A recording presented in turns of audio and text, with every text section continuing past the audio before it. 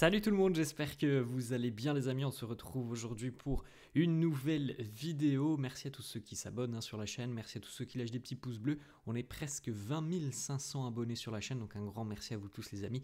Et n'hésitez pas évidemment, si vous n'êtes pas abonné, à lâcher un petit abonnement et un petit pouce bleu aussi si évidemment le contenu des vidéos vous plaît. On va démarrer avec les unes des quotidiens catalans Mundo Deportivo qui titre sur le calendrier infernal du Barça. On l'avait déjà un petit peu évoqué avec ce match de reprise face à Osasuna calé 24 heures après la trêve internationale, après la fin de la trêve internationale notamment pour les Sud-Américains, et puis un mois d'avril qui s'annonce véritablement démentiel pour le Barça où on aura donc 10 matchs en l'espace de 32 jours, donc c'est pas compliqué, c'est un match tous les 3 jours et c'est surtout que c'est là que se gagnent les titres ou peut-être qu'ils se perdent. C'est au mois d'avril évidemment que tout peut être perdu ou tout peut être gagné. Donc c'est un calendrier quand même assez compliqué. 10 matchs en l'espace de 30 jours, 3 compétitions différentes. Mais voilà, Hansi Flick sait qu'il va falloir traverser ce mois d'avril avec une force évidemment collective, comme ce que fait le Barça depuis le début d'année 2025. Évidemment, si le Barça continue sur sa lancée du début d'année 2025, on ne devrait pas avoir de problème sur ce mois d'avril, parce que le Barça est en général très largement supérieur à ses adversaires. Maintenant, les amis, il faut prendre en compte cette donne très importante. Jouer tous les 3 jours, c'est pas la même chose évidemment que jouer une fois par semaine, ou alors avoir une semaine à 2 matchs tous les 15 jours, comme ce fut le cas par exemple sur le mois de février. C'est pas la même chose. Tous les 3 jours, il y a une gestion évidemment physique chez les joueurs, il y a plus de turnover, et voilà, on n'a pas énormément vu le Barça changer tous les 3 jours son système cette année. Donc ça va être une donne importante sur ce mois d'avril. On poursuit les amis en regardant justement un petit peu les prochaines échéances pour le Barça. Donc demain, le derby de Catalogne face à Gérone. Dès mercredi prochain, Coupe du Roi, la demi-finale retour. L'Atlético reçoit le Barça avec ce fameux 4-4 au match aller. Le samedi 5, le Barça recevra le Betis, ça sera évidemment en Liga. Donc là, on a quand même, on a eu cette victoire nette, sans bavure, avec un match dominé, maîtrisé face à Osasuna, et on a encore 2 matchs consécutifs à domicile pour le Barça en Liga. Il faut évidemment faire le plein de points. Par la suite, réception de Dortmund en Ligue des Champions, déplacement à Leganés, déplacement à Dortmund et réception du Celta Vigo. Il y a quand même cette possibilité pour les Catalans en Liga, avec tous ces matchs à la maison, de continuer à mettre la pression et pourquoi pas même à creuser l'écart sur le Real notamment. On enchaîne avec la une du quotidien Sport. C'est quand même une mauvaise nouvelle puisque Dani Olmo est blessé.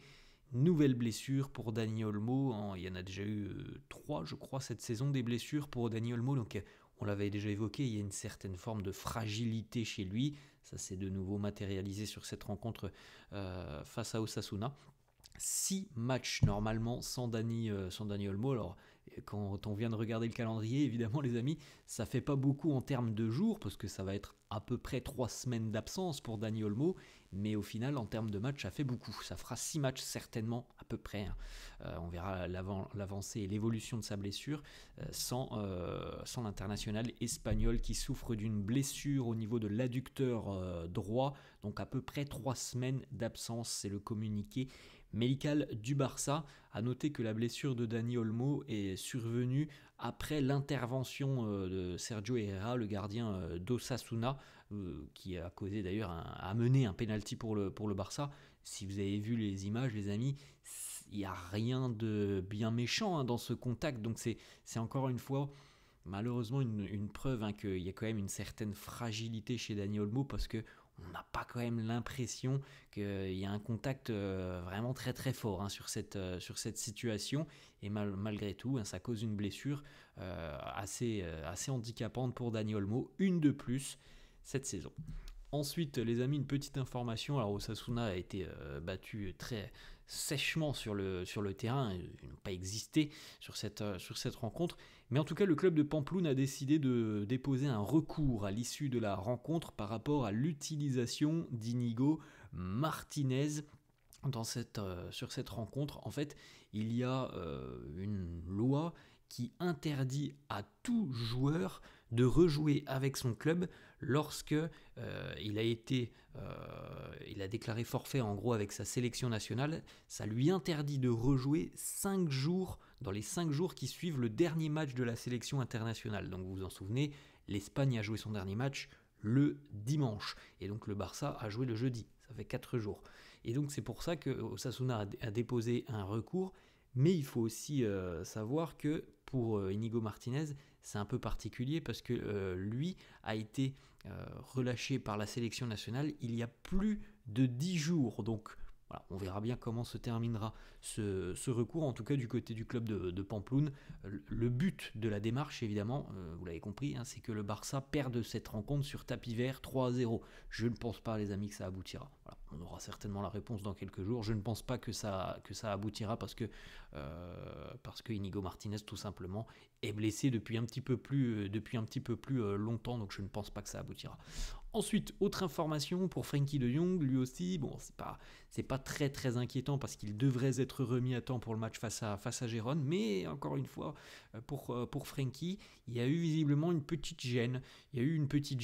On n'en sait pas beaucoup plus, on verra il sera présent à l'entraînement aujourd'hui, mais c'est pas très rassurant, les amis, quand on voit Dani Olmo touché, quand on voit Frenkie de Jong pas forcément à 100% après la rencontre. Voilà, c'est pas très rassurant quand on s'apprête à disputer des matchs tous les 3 jours. Il faut espérer évidemment que le physique va tenir, sinon on peut noter quand même la belle prestation de Gavi. Petite stat, Lewandowski a marqué, il continue d'empiler les buts en Liga. Il est évidemment pour le moment le meilleur buteur de Liga. Et il vient de dépasser aussi officiellement Ronaldinho, 95 buts pour le Polonais, 94 pour Rony, et donc Lewandowski qui se rapproche tout doucement de la barre des 100 buts. Ça devrait être atteint, je pense, d'ici à la fin du mois d'avril peut-être, si tout se passe bien pour Lewandowski. Il est capable d'enchaîner très rapidement, donc je pense que d'ici 3 semaines peut-être qu'il sera pas très très loin de la barre des 100 buts sous les couleurs du Barça. Ensuite, les amis, on peut féliciter les deux latéraux catalans, Jules Koundé et Alejandro Balde. Encore une belle prestation de Balde, qui monte en puissance depuis le début d'année 2025. Il est sur une forme olympique. Cette saison, Balde, c'est 1 but, 8 passes D, et Koundé, 3 buts, 8 passes D. C'est quand même assez important pour des latéraux d'avoir toute cette production aussi offensive. Quelques petites stats d'ailleurs, les amis, sur le match d'Alejandro Balde face à Osasuna. 83 minutes, une passe décisive, un pourcentage de passes réussies de 96%, 3 opportunités créées, un dribble réussi, un tacle réussi, 6 récupérations de balles, 4 duels gagnés, plutôt pas mal là quand même. Et c'est comme on vient de le dire, dans la lignée de ce qu'il propose depuis le début d'année 2025, on voit un Alejandro Balde visiblement beaucoup plus confiant dans son jeu et qui apporte beaucoup de bonnes choses offensivement. Ensuite, on a une petite photo, les amis, l'équipe qui a remporté l'opposition de la veille lors de l'entraînement. On retrouve notamment Arauro par exemple, Soufati aussi qui est présent, ou encore Gérard Martin. Le sourire pour Hansi Flick qui est aussi présent à l'entraînement. Et une petite info sur le match face à Gérone demain. Alors on le connaît, c'est un ancien Barcelonais. Bon, il n'a pas forcément marqué de son empreinte son passage au Barça. Mais en tout cas, Oriol Romeu est un ancien Barcelonais qui appartient toujours au Barça d'ailleurs, les amis, puisqu'il est prêté du côté de Gérone. Et vous le savez, souvent, il y a des clauses qui justement interdisent à un joueur qui est prêté par un club d'affronter l'équipe à laquelle il appartient, et il y a bel et bien cette clause qui est inclue auprès d'Oriol Romeu. Donc en clair, normalement il ne peut pas jouer face au Barça, mais problématique du côté de Gérone, on a beaucoup d'absences au milieu de terrain, on a beaucoup de blessés, et donc du côté de Gérone on serait même prêt à payer les 300 000 € pour lever cette clause, puisque pour que Oriol Romeu puisse disputer la rencontre demain. Bon, on verra peut-être les déclarations aujourd'hui en conférence de presse, mais il y a pas mal de pépins physiques du côté de Gérone. Et puis dernière petite information statistique, les amis, c'est une très bonne nouvelle pour le Barça, pour les supporters du Barça.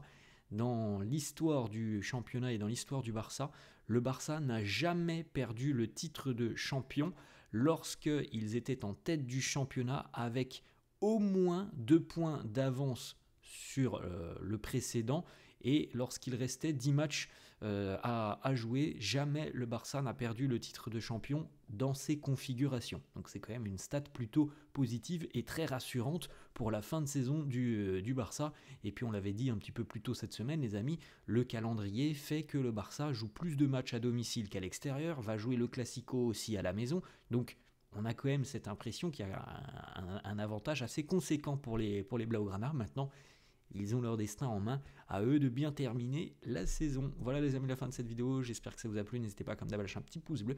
Merci à tous ceux qui le feront, je vous souhaite une bonne journée et je vous dis à demain. Ciao.